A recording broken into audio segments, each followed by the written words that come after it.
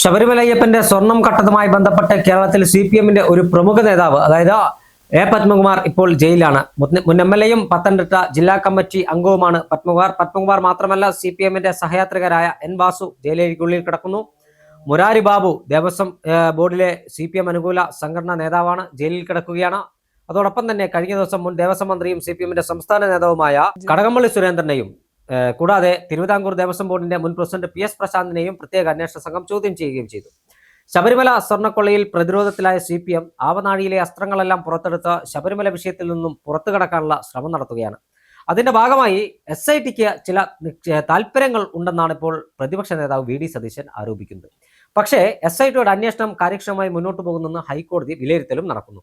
എന്തായാലും SIT ഈ കേസിന്റെ പ്രതികളിൽ CPM നേതാക്കന്മാരും CPM സഹയാത്രികളും ഉൾപ്പെട്ടപ്പോൾ SIT ഇതിൽ രാഷ്ട്രീയം കളിക്കുന്നുണ്ടോ എന്നതാണ് നമ്മൾ പരിശോധിക്കുന്നത്. വിശദമായ ചർച്ചയ്ക്കായി PS സൗപർണിക കൂടെയുണ്ട്. വിശദമായി പരിശോധിക്കാം. ഈ ശബരിമല സ്വർണ്ണക്കള്ളയുമായി ബന്ധപ്പെട്ട് അത് അന്വേഷണത്തെ നിയോഗിച്ച പ്രത്യേക അന്വേഷണ സംഘത്തിന് ചില രാഷ്ട്രീയ താല്പര്യത്തോടു കൂടി കാര്യങ്ങൾ കൈകാര്യം ചെയ്യുന്നതെന്നാണ് പ്രതിപക്ഷ നേതാവ് VD സതീശൻ പറയുന്നത്. എന്താണ് ഇതിന്റെ വിശദാംശം? പ്രതിപക്ഷ നേതാവ് VD സതീശനാണ് ഇപ്പൊ ഇങ്ങനെ ഒരു ആരോപണം ഉന്നയിച്ചിരിക്കുന്നത്. 2 ഉദ്യോഗസ്ഥരാണ് SITയെ സ്വാധീനിക്കാൻ ശ്രമിക്കുന്നത്. അവരുടെ പേര് ഇപ്പോൾ നിലവിൽ പ്രതിപക്ഷ നേതാവ് പറയില്ല. പക്ഷെ ഇവർ ഇതുപോലെ സ്വാധീനിക്കാൻ ഇനിയും ശ്രമിച്ചാൽ പറയുമെന്നാണ് VD സതീശൻ പറഞ്ഞിരിക്കുന്നത്. അത് പറയുന്നതിന് പിന്നിലൊരു കാരണമുണ്ട്. പത്മകുമാറിന്റെ മൊഴിയുടെ അടിസ്ഥാനത്തിൽ പത്മകുമാർ പറഞ്ഞിരുന്നു, ഉണ്ണികൃഷ്ണൻ പോറ്റിയും കടകംപള്ളി സുരേന്ദ്രനും അന്നത്തെ ദേവസ്വം വകുപ്പ് മന്ത്രിയായിരുന്നു, അല്ലെങ്കിൽ 1ാം പിണറായി സർക്കാരിലെ ദേവസ്വം വകുപ്പ് മന്ത്രിയായിരുന്ന കടകംപള്ളി സുരേന്ദ്രനും ഉണ്ണികൃഷ്ണൻ പോറ്റിയും തമ്മിൽ ബന്ധമുണ്ടായിരുന്നുവെന്നും ദ്വാരപാല ശില്പങ്ങൾ പുറത്തു കൊണ്ടുപോകാൻ കടകംപള്ളിയോട് അനുമതി ഉണ്ണികൃഷ്ണൻ പോറ്റി ചോദിച്ചിരുന്നുവെന്നും കടകംപള്ളിക്ക് അറിയാമായിരുന്നു എന്നുള്ള കാര്യം നവംബർ മാസം അവസാനമാണ് പത്മകുമാർ ഇങ്ങനെ ഒരു മൊഴി കൊടുത്തത്. പക്ഷേ അങ്ങനെയാണെങ്കിൽ സ്വാഭാവികമായും ചോദ്യം ചെയ്യേണ്ടതാണല്ലോ കടകംപള്ളി സുരേന്ദ്രനെ. പക്ഷെ കടകംപള്ളിയെ ചോദ്യം ചെയ്തില്ല എന്ന് മാത്രമല്ല, ചോദ്യം ചെയ്യുന്നത് ഡിസംബർ മാസം അവസാനമാണ്. അപ്പൊ ആ ഒരു കാലതാമസം എന്തുകൊണ്ട് വന്നു എന്നൊരു ചോദ്യമുണ്ട്. അതിനു മുന്നേ ഹൈക്കോടതിയും പറഞ്ഞിരുന്നു കേസ് വളരെ മന്ദഗതിയിലാണ് പോകുന്നത്, ആദ്യം വളരെ വേഗത്തിൽ പൊക്കൊണ്ടിരുന്ന കേസ് വളരെ മന്ദഗതിയിലാണ് ഇപ്പൊ പോകുന്നതെന്ന് അതിന് മുന്നേ തന്നെ ഹൈക്കോടതി വിമർശനം ഉന്നയിച്ചിരുന്നു. ആ സാഹചര്യത്തിലാണ് കടകംപള്ളി സുരേന്ദ്രന്റെ പേര് പറഞ്ഞതിന് ശേഷം, അല്ലെങ്കിൽ മൊഴിയിൽ കടകംപള്ളി സുരേന്ദ്രന്റെ പേര് പരാമർശിച്ചതിന് ശേഷവും കടകംപള്ളിയെ ചോദ്യം ചെയ്യാൻ വിളിപ്പിക്കാത്തതാണ് സംശയത്തിന് കാരണമാക്കിയത്. അതാണ് VD സതീശൻ കഴിഞ്ഞ ദിവസം പറഞ്ഞത്. തീർച്ചയായും ശബരിമല സ്വർണ്ണക്കൊള്ളയുമായി ബന്ധപ്പെട്ട അന്വേഷണം കാര്യക്ഷമമായി നടക്കുന്നു എന്നതായിരുന്നു കേരളത്തിലെ ജനങ്ങൾ ഒന്നടങ്കം കരുതിയത്. കാരണം കൃത്യമായ അറസ്റ്റ് ഉൾപ്പെടെയുള്ള നടപടികൾ ഹൈക്കോടതി വടിയെടുത്തിട്ടാണെങ്കിൽ പോലും നടപടി സ്വീകരിക്കുന്ന ഘട്ടത്തിലേക്ക് SIT എത്തുന്നു. കഴിഞ്ഞ ദിവസമാണ് പ്രതിപക്ഷ നേതാവ് ഇത്തരത്തിൽ 2 CIമാരുടെ നേതൃത്വത്തിലാണ് ഇത് അന്വേഷണം അട്ടിമറിക്കാനുള്ള നീക്കം നടത്തുന്നതെന്നാണ് അദ്ദേഹം പറഞ്ഞു വെക്കുന്നത്.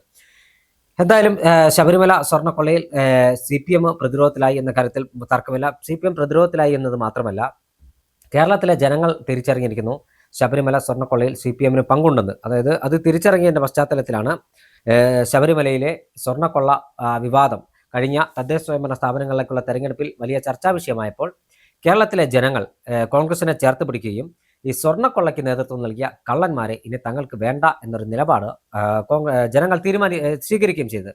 ഈ ഒരു പശ്ചാത്തലത്തിൽ അന്വേഷണം മുന്നോട്ട് പോകുന്നതിനിടെയാണ് കടകംപള്ളി സുരേന്ദ്രനെയും അതോടൊപ്പം തന്നെ തിരുവിതാംകൂർ ദേവസ്വം ബോർഡ് മുൻ പ്രസിഡന്റ് PS പ്രശാന്തിനെയും അന്വേഷണ സംഘം ചോദ്യം ചെയ്തു. സ്വാഭാവികമായും കടകംപള്ളി അതിവൈകാരികമായാണ് വാർത്താമാധ്യമങ്ങളോടക്കം പ്രതികരിക്കുന്നത്. തന്നെ സ്വർണ്ണക്കള്ളൻ എന്ന് വിളിക്കരുത്, തനിക്ക് ഇതിലൊരു പങ്കുമില്ല. സ്വാഭാവികമാകും അദ്ദേഹത്തിന് പങ്കുണ്ടോ ഇല്ലയോ എന്ന് ഇപ്പോൾ പറയാൻ കഴിയില്ല, അത് കണ്ടെത്തേണ്ടത് അന്വേഷണ സംഘമാണ്. പക്ഷേ ഒരു CPM-ന്റെ ഉന്നത നേതാവിലേക്ക് അന്വേഷണം എത്തിയെന്ന് പറയുമ്പോൾ തന്നെ CPM അങ്കലാപ്പിലാണ് എന്ന കാര്യത്തിൽ തർക്കമില്ല. അതിന്റെ അടിസ്ഥാനത്തിൽ വരും ദിവസങ്ങളിൽ കൂടുതൽ നേതാക്കന്മാരെ ചോദ്യം ചെയ്യാനുള്ള സാധ്യതയുണ്ടോ എന്നതാണ് CPM-നെ സംബന്ധിച്ചിടത്തോളം ഭയക്കുന്ന ഒരു കാര്യം. ചോദ്യം ചെയ്യുന്നത് മാത്രമല്ല, ഏതെങ്കിലും തരത്തിൽ അറസ്റ്റ് ഉൾപ്പെടെയുള്ള നടപടികളിലേക്ക് കടന്നാൽ വരുന്ന നിയമസഭാ തെരഞ്ഞെടുപ്പിൽ അത് പാർട്ടിയെ ദോഷകരമായി ബാധിക്കുമെന്ന് CPM-ന് കൃത്യമായ ബോധ്യമുണ്ട്. കാരണം ശബരിമല സ്വർണ്ണക്കൊള്ളയാണ് ത്രിതല പഞ്ചായത്ത് തെരഞ്ഞെടുപ്പിൽ CPM-ന്റെ അടിവേര് ഇളക്കിയത് എന്ന കാര്യത്തിൽ തർക്കമില്ല. ഈ ഒരു പശ്ചാത്തലത്തിൽ CPM-നെ സംബന്ധിച്ചിടത്തോളം ഏത് വിധേനയും കേരളത്തിന്റെ ഭരണം നിലനിർത്തേണ്ട ഒരു ആവശ്യകതയുണ്ട്. ഈ ഒരു പശ്ചാത്തലത്തിൽ ഇത്തരത്തിൽ സ്വർണ്ണക്കൊള്ള വീണ്ടും തങ്ങൾക്ക് തിരിച്ചടിയായി മാറിയാൽ, അല്ലെങ്കിൽ ഏതെങ്കിലും ഉന്നത നേതാക്കന്മാർ ഉൾപ്പെടെയുള്ളവരെ അറസ്റ്റ് ചെയ്യുകയാണെങ്കിൽ കേരളത്തിലെ അടുത്ത നിയമസഭാ തെരഞ്ഞെടുപ്പിന്റെ ജനവിധിയെ അത് ബാധിക്കുമെന്ന് ബോധ്യം CPM-നുണ്ട്. അതുകൊണ്ടാണ് പരമാവധി ഇനി ഉന്നതരുടെ അറസ്റ്റ് ഉണ്ടാകാതിരിക്കാനുള്ള നീക്കം CPM നടത്തുന്നത്. പക്ഷേ ഈ പ്രത്യേക അന്വേഷണ സംഘത്തിന് പുറമെ ഈ കേസ് ഏറ്റെടുക്കാൻ ED-യും അതോടൊപ്പം തന്നെ കേസ് ഏറ്റെടുക്കാൻ തയ്യാറാണെന്ന് CBI-യും കോടതിയെ അറിയിച്ച പശ്ചാത്തലത്തിൽ ദേശീയ അന്വേഷണ ഏജൻസികൾ കേസ് അന്വേഷണം ഏറ്റെടുക്കുകയാണെങ്കിൽ അത് CPM-ന് പ്രതികൂലമായി ബാധിക്കും എന്ന കാര്യത്തിൽ തർക്കമില്ല. അവർ കൃത്യമായി അന്വേഷിക്കും. നിലവിൽ SIT സംസ്ഥാന സർക്കാരിന്റെ കീഴിലുള്ള അന്വേഷണ സംഘമാണ്.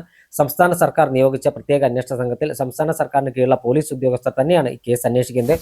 പലവിധ രാഷ്ട്രീയ സമ്മർദ്ദവും അവർക്കുണ്ടാകും എന്ന കാര്യത്തിലും ഒരു തർക്കവുമില്ല. പക്ഷേ ഹൈക്കോടതിയുടെ മേൽനോട്ടത്തിൽ അന്വേഷണം നടക്കുന്നതിനാൽ വലിയ തരത്തിൽ സമ്മർദ്ദങ്ങൾക്ക് വഴങ്ങാൻ ഉദ്യോഗസ്ഥർ തയ്യാറാകില്ല എന്നത് മാത്രമാണ് കേരളത്തിലെ ജനങ്ങളെ സംബന്ധിച്ചിടത്തോളം ഒരു ആശ്വാസകരമായ ഒരു കാര്യം. കേരളത്തിലെ അല്ലെങ്കിൽ കേരളത്തിന് പുറത്തുള്ള കോടിക്കണക്കിനായ അയ്യപ്പ വിശ്വാസികൾ ശബരിമല അയ്യപ്പന് തങ്ങളുടെ കാര്യസാധ്യത്തിന് ശേഷമാണ് ഇത്തരത്തിൽ പലത് സ്വർണവും പണവുമെല്ലാം കാണിക്കയെ അർപ്പിക്കുന്നത്. ഇങ്ങനെ കാണിക്കയെ അർപ്പിച്ച സ്വർണം അടക്കമുള്ളവയാണ് ഈ ഉണ്ണികൃഷ്ണൻ പോറ്റിയെ പോലെയുള്ള അല്ലെങ്കിൽ മറ്റ് ആളുകൾ ഈ ഇപ്പോൾ ജയിലിൽ കിടക്കുന്ന പത്മകുമാറിന്റെയും വാസുവിന്റെയും ശ്രീകുമാറിന്റെയും മുരാരി ബാബുവിൻ്റെയൊക്കെ അറിവോടുകൂടി അല്ലെങ്കിൽ ഇവരൊക്കെ ഇടനിലക്കാരായും ഒക്കെ വിൽപ്പന നടത്തി പണം പങ്കുവെച്ച് വീതിച്ചെടുത്തത്. അതുകൊണ്ട് തന്നെ ഇത് ഒരു കേരളത്തിലെ ജനങ്ങളെ മാത്രം ബാധിക്കുന്ന വിഷയമല്ല. ലോകത്താകമാനമുള്ള അയ്യപ്പ വിശ്വാസികളെ സംബന്ധിച്ച ഒരു വിഷയമാണ്. കേരളം കണ്ട ഏറ്റവും വലിയ ക്ഷേത്ര കുംഭകോണങ്ങളിൽ ഒന്നാണിത്.